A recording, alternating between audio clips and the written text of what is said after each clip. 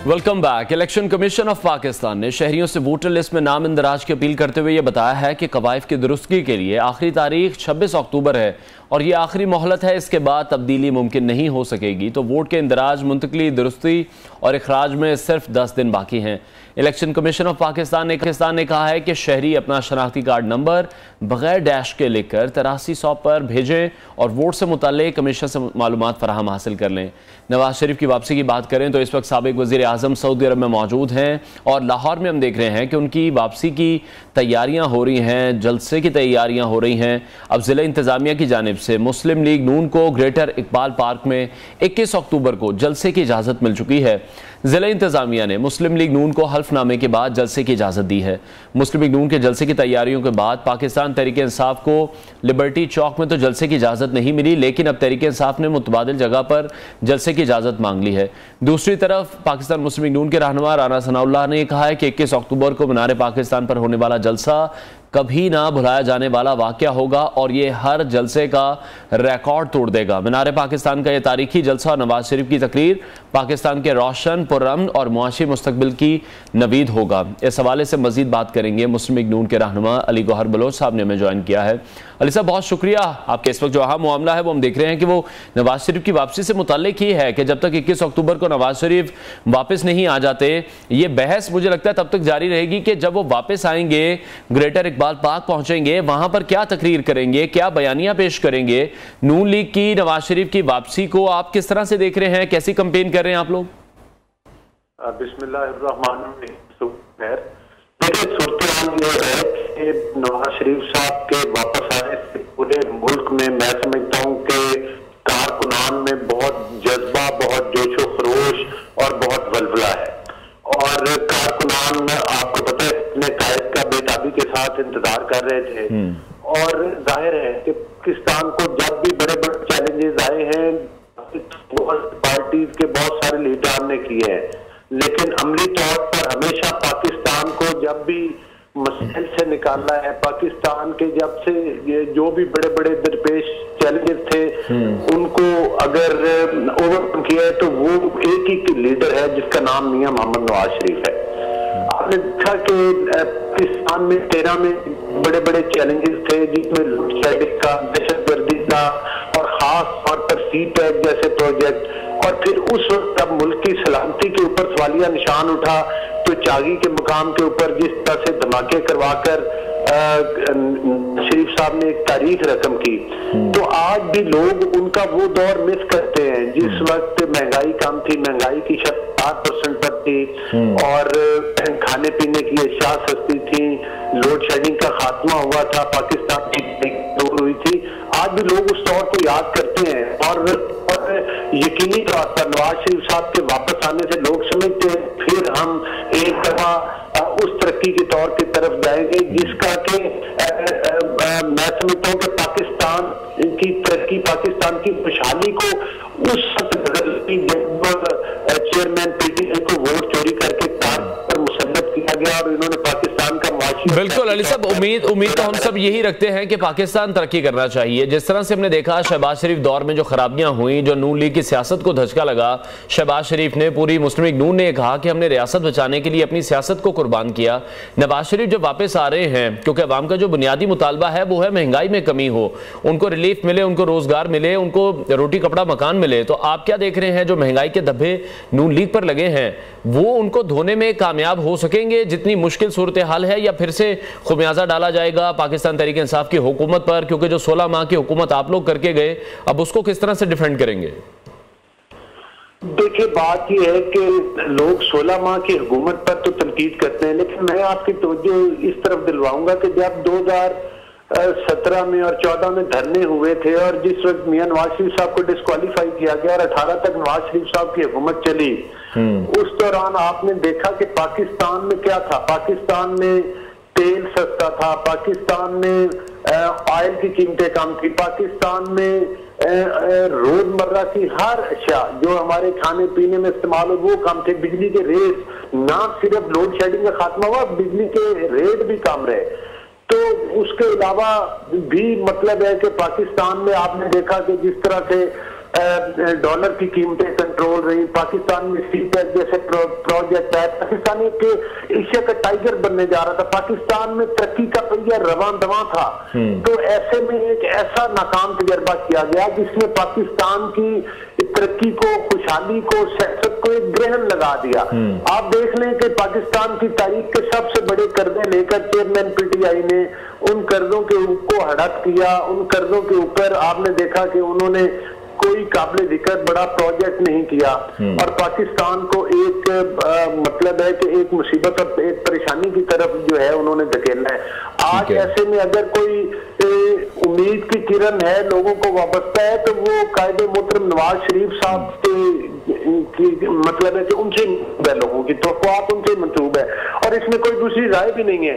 और जो आप पूछ रहे हैं कि एक तो जिस तरह आप बता, अभी मैं आपके टीवी पे सुन रहा था कि राना सनाउल्लाह साहब ने कहा है कि ये पाकिस्तान की तारीख का सबसे बड़ा इज्तिमा होगा और इसमें कोई दूसरी राय नहीं है। जिस तरह से लोग यकीन कर लें कि हम ग्रास रूट लेवल पे हमारी कंस्टिट्यूएंसी में लोग हमसे ये मुतालबा करते हैं कि हमें ज्यादा से ज्यादा ट्रांसपोर्ट प्रोवाइड करें ताकि हम वहां पर पहुंच सके जलसागाह की तरफ। ठीक है अली साहब, अच्छा ये तो ग्रास रूट लेवल की बातें हो गई, लेकिन जब भी इक़्तिदार में आई नून लीग, उन्हें मसले मसाइल का सामना बहुत ज्यादा करना पड़ा, एस्टेब्लिशमेंट के साथ नहीं बनती है, बहुत क्लैशेस फिर हो जाते हैं, फिर मियां साहब को खुद साख्ता जलावतनी या फिर जलावतनी भी उन्होंने देखी है। तो आपको क्या लगता है कि इस बार मामला ठीक चलेंगे एस्टेब्लिशमेंट के साथ? जिस तरह से शहबाज शरीफ वापस गए, समझाने के लिए गए, यही तासुर दिया गया कि जो बयानिया नवाज शरीफ अपना रहे हैं अब वो बयानिया नहीं चल सकेगा, तो वो जो एक चपकलिश है एस्टेब्लिशमेंट के साथ नून लीग की, अब आप देख रहे हैं कि अब नहीं होगी। नवाज शरीफ इस बार अगर वजीर आजम बनते हैं या जो भी कोई वजीर आजम बनता है, 5 साल का जो टेन्योर है बीइंग अ प्राइम मिनिस्टर, वो कंप्लीट कर सकेंगे? देखिए, मैं नहीं समझता कि पीएमएलएन की तरफ से या नवाज शरीफ साहब की तरफ से कभी भी कोई ऐसा कदम उठाया गया हो कि जो इसकी वजह से हालात पाकिस्तान के जो नाचाकी वाले कह लें या वो मतलब है कि खराब हुए हो। आपका इशारा अगर एस्टेब्लिशमेंट की तरफ से है तो जाहिर है ये पाकिस्तान के अंदर, हमारी पाकिस्तान के निजाम के अंदर एक मैन्युफैक्चरिंग फॉल्ट है कि जाहिर है कि जब भी पाकिस्तान तरक्की करने लगता है, जब भी पाकिस्तान जो है वो अपने पांव पर खड़े होने लगता है, तो कई दीगर अवामिल इसमें शामिल है, कई साजिशें शामिल होती हैं जो नहीं चाहती कि पाकिस्तान जो है तरक्की करे या अपने पांव के ऊपर खड़ा हो।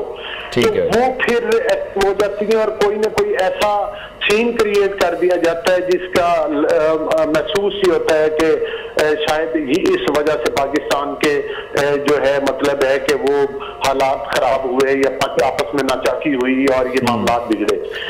जो लीडर पाकिस्तान को बहराने से निकाल रहा हो, जो लीडर पाकिस्तान में सीपेक जैसे प्रोजेक्ट ला रहा हो, जो लीडर पाकिस्तान की रोशनी का जो है वो बहाल कर रहा हो, जो दहशतगर्दी का खात्मा कर रहा हो, उसकी हुकूमतों को उड़ा देना, उनको जेलों में बंद कर देना, झूठे मुकदमात कायम कर देना, मेरा ख्याल है ये नवाज शरीफ मुखालफत नहीं, ये पाकिस्तान मुखालफत है। लेकिन बड़ी तनकीद की जा रही है आप लोगों पर सोशल मीडिया पर इस हवाले से कि आप ये कहते हैं कि आपके लीडर वापस आ रहे हैं, कायद वापस आ रहे हैं जिन्होंने मुल्क के लिए बहुत कुछ किया है। दूसरी जानिब तनकीद ये है कि उस लीडर की वापसी के लिए आप लोग बंदे इकट्ठे नहीं कर पा रहे। आपके जो MNAs हैं, MPs हैं, उनको टास्क दिया गया है कि इतने इतने हजार बंदा उन्होंने लेकर आना है। आपके लिए क्या ड्यूटी लगाई गई है? आपको कितना टारगेट मिला है?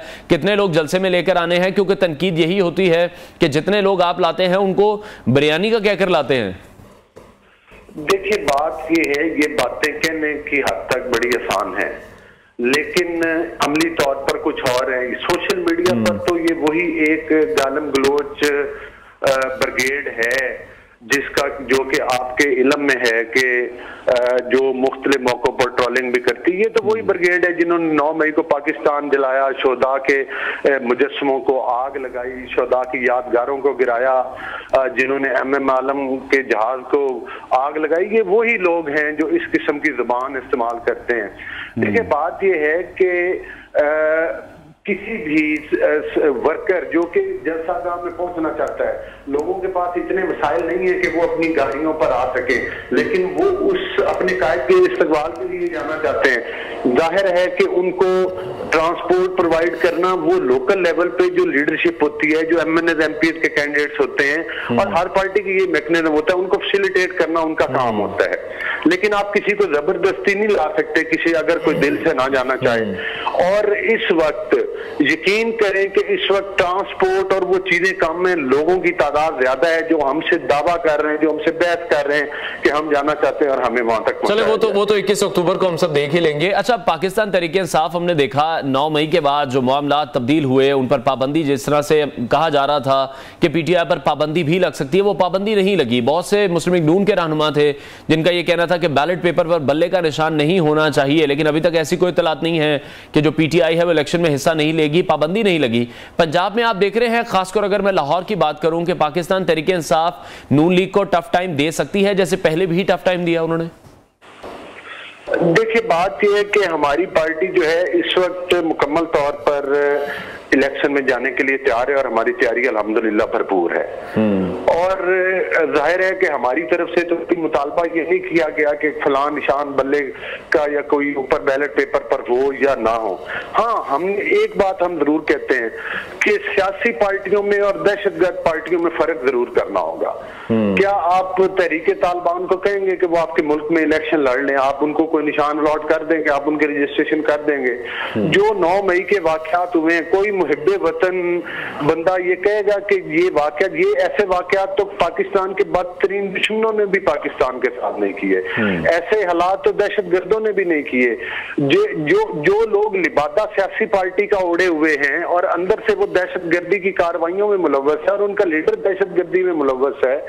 अभी आप देख लें कि जिस किस्म के वो अब्बासी साहब का भी बयान आ गया, फिर उसके बाद उस्मान डार का भी आ गया, तो वो तो पोल खुल चुका है। और जिस वक्त वो इस्लामाबाद पेशी के लिए जा रहे थे, जिस तरह से वो खुली धमकियां देते रहे, अदालत के अंदर बैठ के उन्होंने कहा कि मेरे साथ अगर जो होगा तो फिर बाहर तो ऐसा ही होगा।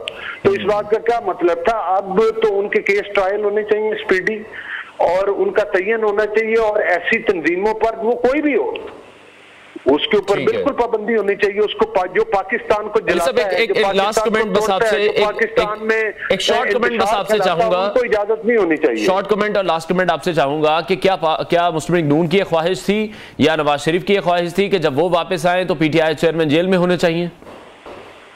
देखें, हमारी ऐसी कोई ख्वाहिश नहीं। अगर कोई चाहे चेयरमैन PTI हो, चाहे कोई और, मैंने तो आपको 9 याद बता दिए, करप्शन के बड़े बड़े स्कैंडल्स बता दिए। जाहिर है ऐसे लोगों का क्यों नहीं एहतसाब होना चाहिए जिन्होंने 3.5 साल के अंदर पाकिस्तान की मईशत को तबाह कर दिया, पाकिस्तान की सियासत को इंतशार का शिकार कर दिया। तो ऐसे लोगों के साथ मैं तो नहीं समझता कि वो किसी नरमी के मुस्तैद। ठीक है, बहुत शुक्रिया। मुस्लिम लीग नून के रहनुमा अली गौहर बलोच हमारे साथ इन कॉन्वर्सेशन थे। नाज़रीन, ब्रेक के बाद आपको दोबारा ज्वाइन करेंगे। Stay with us.